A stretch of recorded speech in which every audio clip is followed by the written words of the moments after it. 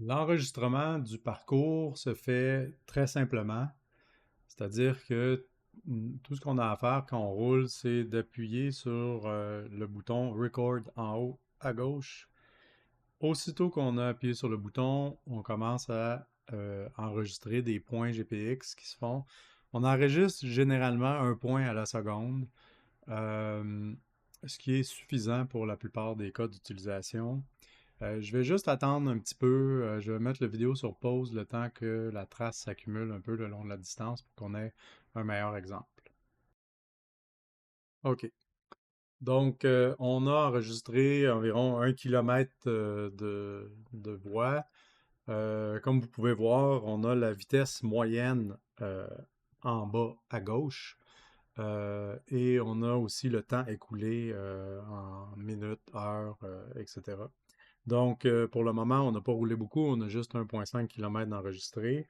On voit que nos deux vues performent assez bien, c'est-à-dire que on a la vue rapprochée qui nous montre le prochain virage et on a la vue à vol d'oiseau qui nous montre, dans le fond, la- la- l'overview ou l'ensemble du trajet qu'on a à parcourir.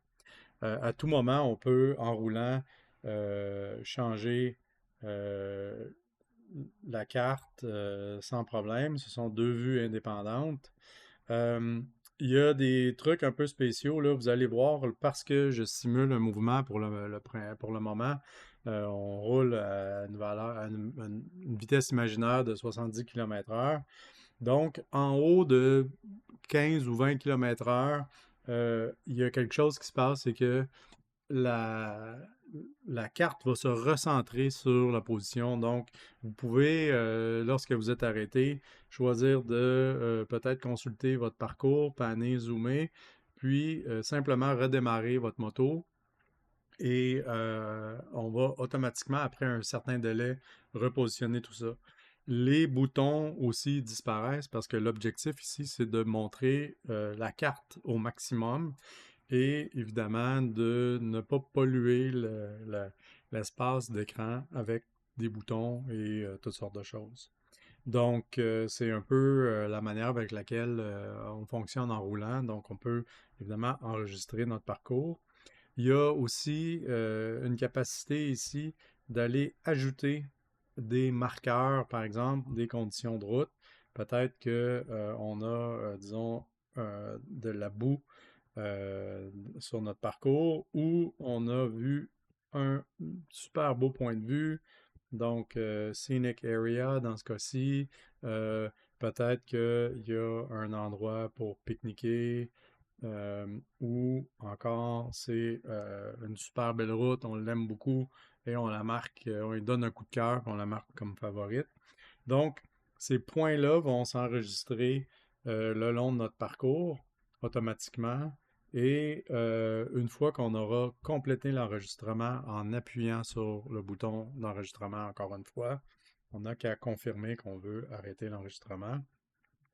Et donc, dans notre parcours, maintenant, ce qu'on a, c'est un nouveau GPX qui contient la trace de ce qu'on a fait et les 4 points qu'on aura enregistrés le long de notre trajet.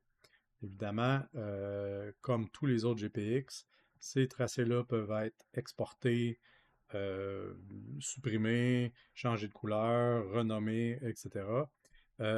Et comme c'est un parcours qui a été enregistré, le filtre ici, Recorded, va faire en sorte que on affiche juste seulement les traces qui ont été enregistrées. Donc, grosso modo, c'est un peu comme ça que l'enregistrement fonctionne.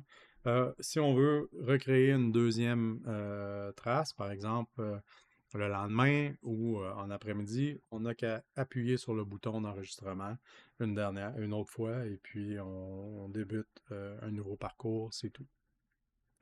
Euh, Si on veut changer la couleur et l'épaisseur du trait de notre trace, on peut aller dans les préférences et aller ici dans l'enregistrement du style par défaut. Tout ce qu'on a à faire ici, c'est de changer la couleur, par exemple, comme ça ici, l'opacité et l'épaisseur du trait, et voilà, c'est confirmé.